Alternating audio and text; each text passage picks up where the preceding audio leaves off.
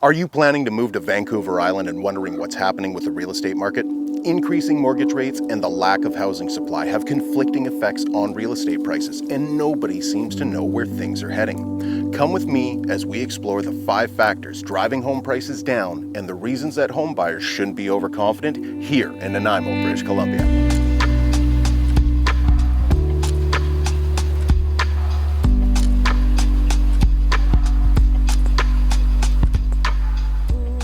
Homes here on the island have been growing in price for some time due to an increasing demand from retirees and families relocating to Vancouver Island.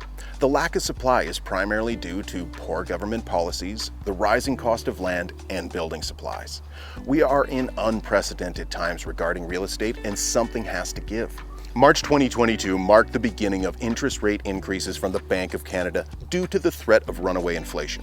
Housing, food, transportation costs are out of control, and by increasing the cost of borrowing, the Bank of Canada hopes to tame this. But how is this affecting the Vancouver Island real estate market? Well, home prices are dropping across Vancouver Island, and it's for one very good reason. Most home buyers can't qualify for a mortgage over $1 million. Typically, lending institutions require over 30% or more when buying a home over $1 million, and that means you're not getting an insured high-ratio mortgage. Interestingly enough, many banks are actually giving lower interest rates to these high-ratio mortgages because they're insured by CMHC.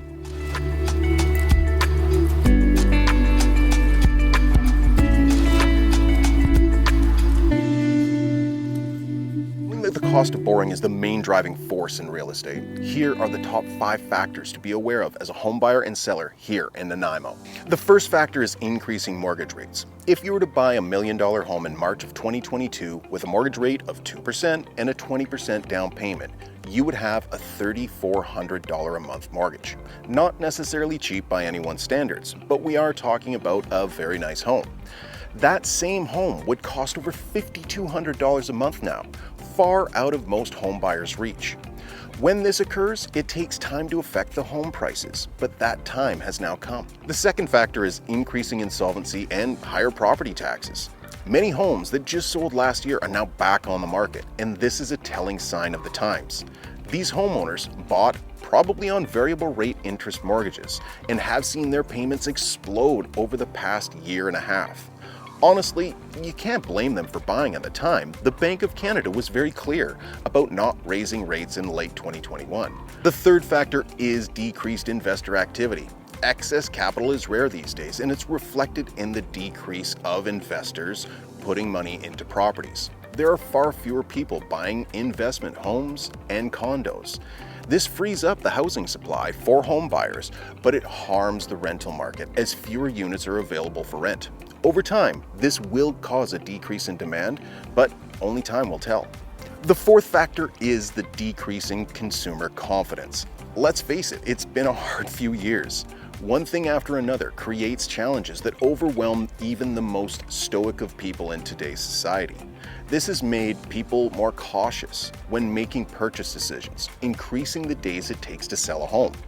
As time increases, prices usually decrease to reflect the lack of demand. The fifth and final factor is the ban on foreign buyers that took place in January of 2023. This started to have an impact, though we don't know to what extent. Statistics are inconsistent since the federal government has increased immigration numbers to insane heights. Because of this, the feds have also amended the rules allowing people with work permits to purchase residential properties. However, we still have a foreign buyer tax in some areas of Canada, so nobody can get a straight answer when it comes to people's eligibility and status.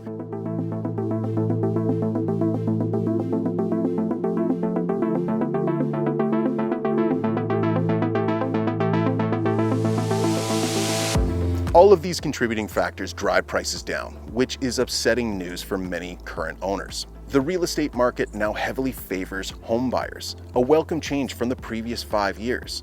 But home buyers should not be too cocky, as there are other factors that are keeping real estate prices relatively high when compared to the previous 5 years. The first factor keeping prices high is the lack of supply.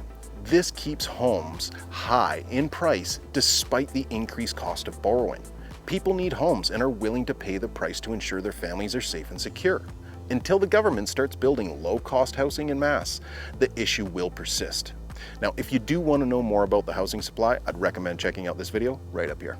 The second factor is retiree relocation, which keeps real estate prices high here. So many people are selling their homes in high-value markets and moving to Vancouver Island with cash to purchase a home. People from Toronto, Vancouver, and Ottawa are now competing for homes with buyers who have less financial freedom, causing a lot of frustration. This is due to continue as the baby boomers all retire and look for the best place to live in Canada. Now, if you want to see the best places to retire on Vancouver Island, I'd definitely check out this video right here. The third factor of why we shouldn't be too cocky when we're home buyers here on the island is because of mass immigration. The Canadian Housing and Mortgage Corporation right now projects that Canadians will need an extra 5.8 million homes by 2030 to bring supply levels where affordability is no longer an issue. The crazy thing is this doesn't consider the number of people immigrating to Canada over the next few years.